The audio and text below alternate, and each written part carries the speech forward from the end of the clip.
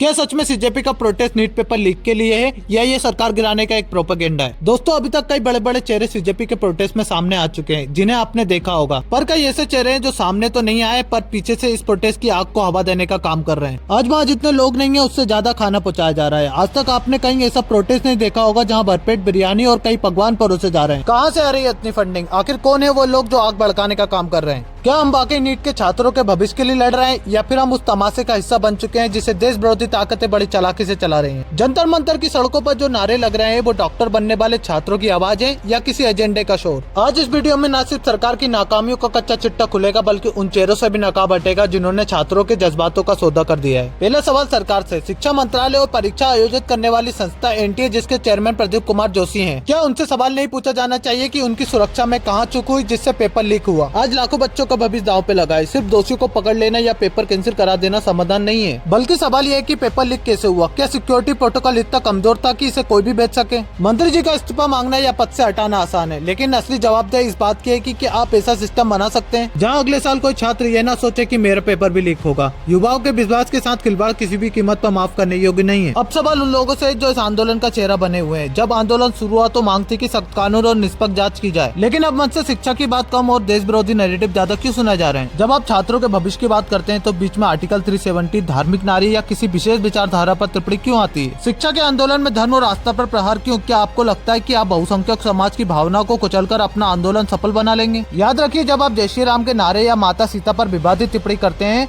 तो आप उस छात्र का अपमान कर रहे हैं जो सिर्फ अपनी मेहनत के दम पर डॉक्टर बनना चाहता है। आप शिक्षा की लड़ाई लड़ रहे हैं या देश को बांटने का काम कर रहे हैं? यह पूरी लड़ाई अब नीति और नियत की बची है। कुछ लोग इस आंदोलन की आड़ में अपना एजेंडा चला रहे हैं। आखिर जनता मंतर पर भीड़ जुटाकर आप किसे खुश करना चाहते हैं? उन विदेशी ताकतों को जो भारत की शिक्षा व्यवस्था को अनस्टेबल देखना चाहती हैं। आज देश की 70% आबादी सही सुन है, जो सब कुछ देख रही है। वो आज चुप है क्योंकि वो अपने बच्चों के भविष्य को लेकर चिंतित है। लेकिन जिस दिन ये चुप्पी टूटेगी, लोग सड़कों पर आएंगे। उस दिन उन लोगों का क्या होगा जो आज शिक्षा के पवित्र आंदोलन को पॉलिटिक एजेंडा बना रहे हैं? आखिर में मेरा संदेश साफ है, सरकार को जागना होगा। सिस्टम में पारदर्शिता और सख्त बदलाव लाने होंगे और छात्रों की लड़ाई किताब से शुरू होकर रिजल्ट तक खत्म होना चाहिए, न कि नफरत फैलाने वाले भाषणों तक। अगर आप सच में बदलाव चाहते हैं तो नफरत की आग छोड़िए और मुद्दे पर बात कीजिए। आंदोलन की गरिमा को बचाए रखिए, वरना इतिहास उन लोगों को याद रखेगा जिन्होंने अपनी महत्वाकांक्षा के लिए लाखों छात्रों के सपनों का सौदा कर दिया। कल भले ही ये सब खत्म हो जाए, पर क्या आपने जो गालियां और अपशब्द हमारे देश के नेता को दिए हैं, क्या वो वापस हो पाएंगे? क्या इससे वो विदेशी ताकतें खुश नहीं होंगी जो देश के टुकड़े करने का खौफ देखती हैं? और जो सरकार के अच्छे काम है, क्या आपने कभी उसके लिए सरकार की पीठ थपथपाई? आज देश का हर नागरिक चाहता है कि पेपर लीक ना हो, ऐसी व्यवस्था बनाई जाए। ये नहीं कहता कि सरकार के गलत कामों पर आवाज नहीं उठाना चाहिए, बिल्कुल उठाना चाहिए, पर हमें ये भी ध्यान रखना चाहिए कि सरकार का विरोध करते करते कहीं हम देश का विरोध न करने लग जाएं। और अगर सरकार के मंत्री इस्तीफा दे भी देते हैं तो ये नहीं कह सकते कि पेपर लीक वाली समस्या या बच्चों के भविष्य से जुड़ी कोई भी समस्या सही हो जाएगी। नहीं, जब तक देश में रह रहे हर एक इंसान का जमीन नहीं जागेगा तब तक ऐसे काम होते रहेंगे। सोचिएगा जरूर, स्टूडेंट प्रोटेस्ट के नाम पर जो अभद्रता और दुष्प्रचार चलाया जा रहा है, इससे आपके बच्चे का भविष्य अंधकार में जरूर जाएगा।